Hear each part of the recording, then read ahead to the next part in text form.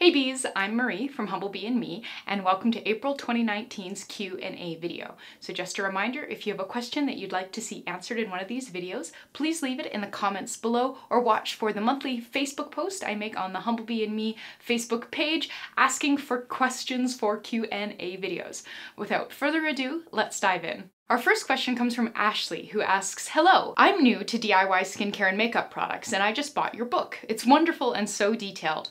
I do have a question though. My daughter, she's 7, often likes to try my store-bought lotions and face washes, but I'm wondering if the DIY recipes would be safer for children's skincare since it's usually more sensitive, or if there are certain ingredients that should be avoided if a child were to use the product." That's a really good question, Ashley, and a really good thing to be aware of. So the biggest thing you're going to want to watch are your essential oil concentrations. So for children aged 6 through 15, Robert Tisserand recommends a concentration of 1.5% with a maximum of 3%. And this honestly isn't that far off from adult recommendations. His recommendations do drop quite steeply when you are below the age of 6 and heading towards infants and babies. So definitely worth looking into if you have an infant or a baby and you would like to be using essential oils.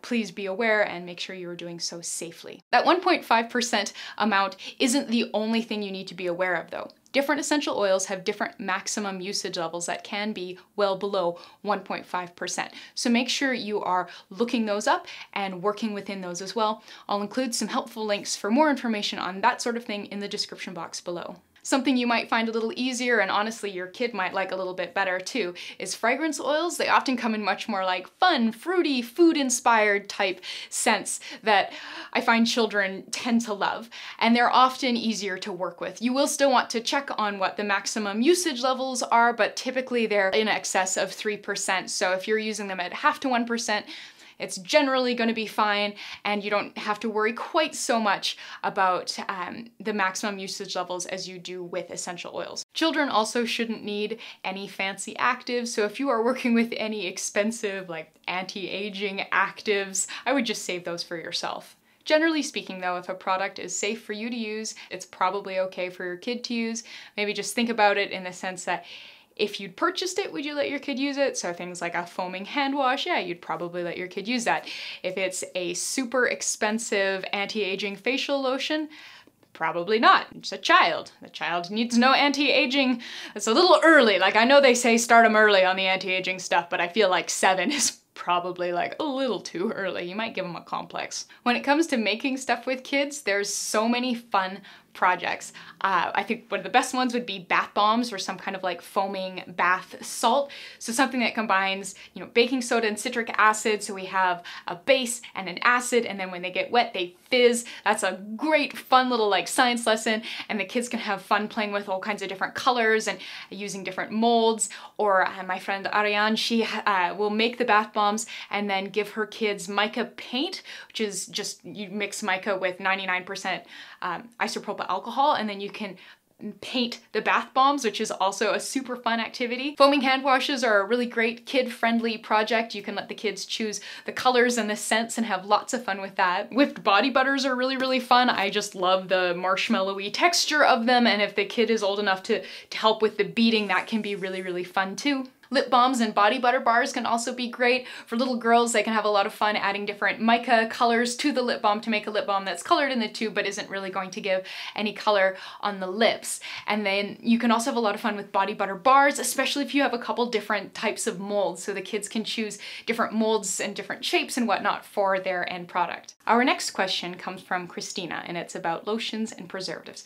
So Christina asks, "If I'm interested in making lotions, how do I go about making sure my products are properly preserved? I worry about getting a customer sick." So this is a really understandable worry. Even when I did have a small brand, I intentionally never sold any products that contained water because I was still worried about it. I get it. I hear you. It is definitely an area of concern for many people. You're going to want to start by being as clean as possible when you are making the thing. So make sure you've disinfected everything. You can spray everything down with 70% isopropyl alcohol and let it dry, or you can use a 5% bleach solution. I've also used my oven set to about 200 degrees Fahrenheit to dry things in there that are, of course, not going to melt. When you're creating your formulation, make sure that your preservative is compatible with what you are doing. So make sure it is compatible with all the other ingredients in the formulation. Make sure the formulation has an appropriate pH for your preservative, and make sure that the preservative is up to the challenge of whatever it is that you have included in your product. So for instance, clay, especially in large amounts, is really quite difficult to preserve. So a lot of more natural preservatives may not be up to the task. If you want to learn more about preservatives, I'll throw some helpful links in the description box below. When you're looking at a product, it's not always obvious if it has spoiled. Obviously, if it has mold growing on it, visible mold, you think you probably know that maybe you should throw that away. You should definitely throw that away.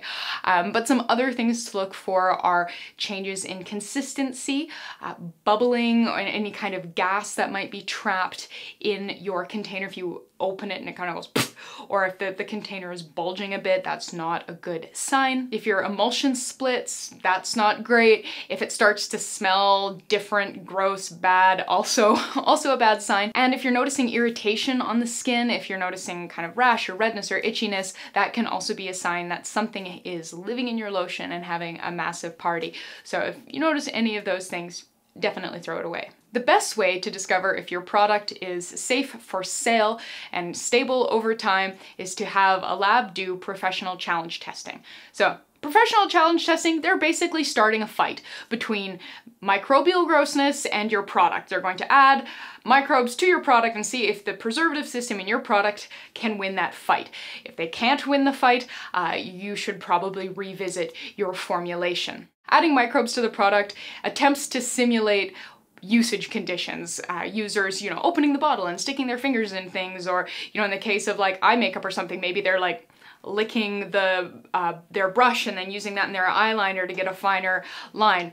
Like things like that. Your customer is gonna add microbes to stuff, so that's what the challenge test attempts to emulate to find out if your product can stand up to that kind of abuse. Depending on where you live and where you are selling things, professional stability and challenge testing may be a legal requirement for sale. So make sure you know those things about the country that you live in and all the countries that you intend to sell in. If you're at home, you can purchase at-home testing kits, which can be a really neat kind of thing to just experiment with and learn, make something, do a swab, see how it does. As I said earlier, it's not always possible to look at a product and see if it has gone bad.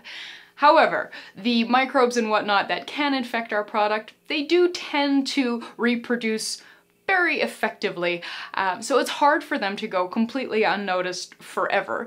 So there is quite a lot of fun, I suppose, my version of fun, to be had by just making something and keeping it around for a really, really long time and see how it does. If something is fine now and it's 3 years old, like, you can probably be pretty sure that it was okay at the 2-year mark, because if something was going crazy at the 2-year mark, like, you would probably be able to tell by the 3-year mark. Now, of course, this is not absolutely bomb-proof. I would not do this if I was selling things. I wouldn't just be like, well, I made this at home and then I spat in it and 3 years later it's fine.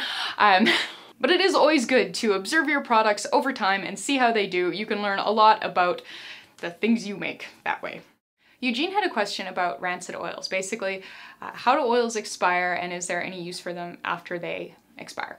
So oils expire through oxidization, they go rancid, and it's gonna happen over time. Some oils are faster to go rancid than others, depending on the fatty acid makeup. Some fatty acids are less stable than others, so saturated fats like cocoa butter tend to have a significantly longer shelf life than unsaturated fats, so things like flaxseed oil has a notoriously short shelf life.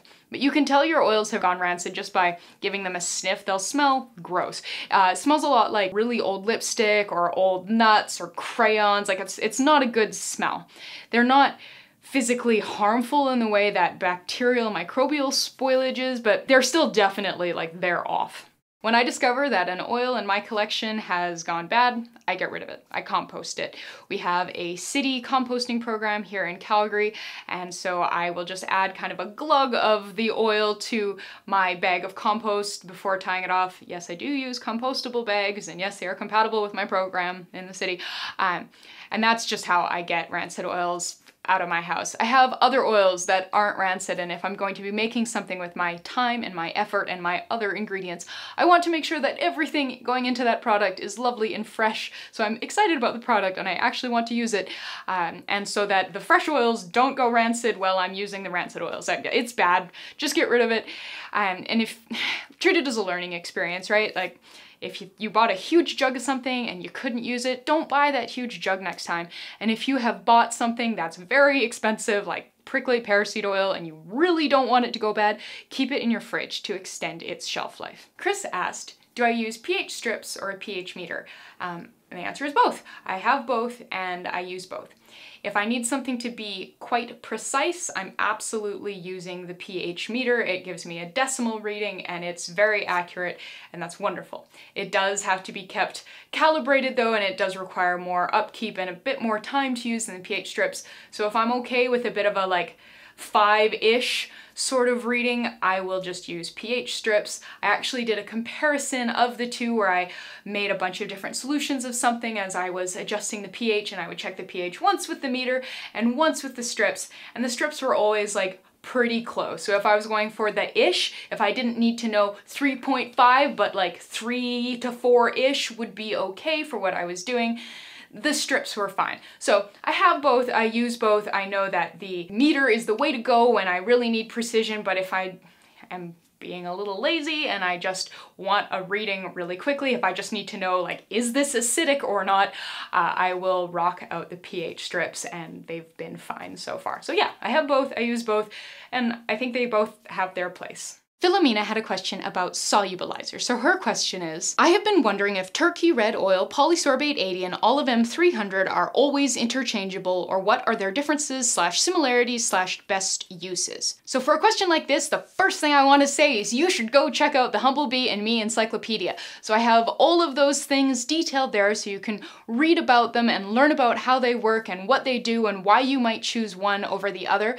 There's a section in every single entry on like, why do we use this? And that's a really great place to start. When it comes to turkey red oil, I really don't use it anymore. It's got quite high irritation potential, and it's very old tech. It dates back to the 1800s. So yeah, I don't really use turkey red oil anymore. Polysorbate 80 is a very good solubilizer for carrier oils. Olivem 300 is not as good of a solubilizer as polysorbate 80 is, but it does have better skin feel, I find. So in polysorbate 80, I would use that, say, to solubilize a fragrance oil into a hand wash, or I would choose Olivem 300 if I wanted to make a facial mist that was like mostly watery and I wanted like a little bit of oil in there. I would choose Olivem 300 instead. All right, well, that is it for this month. Really didn't feel like my mouth was working so great, and the speaking part was really happening well while I'm shooting this, so hopefully I'm able to mask that in editing. And I thought I'd bring Lottie in for a quick hello. She was just barking at the delivery man and seems quite offended that I have removed her from her post for such a frivolous thing. But yes, the delivery man is not a threat. We don't need your bravery, but we do need your cuteness. Thank you so much for watching. Please subscribe. Remember to check out that description box below for some helpful links and further reading and resources. And yeah, I will see you next time.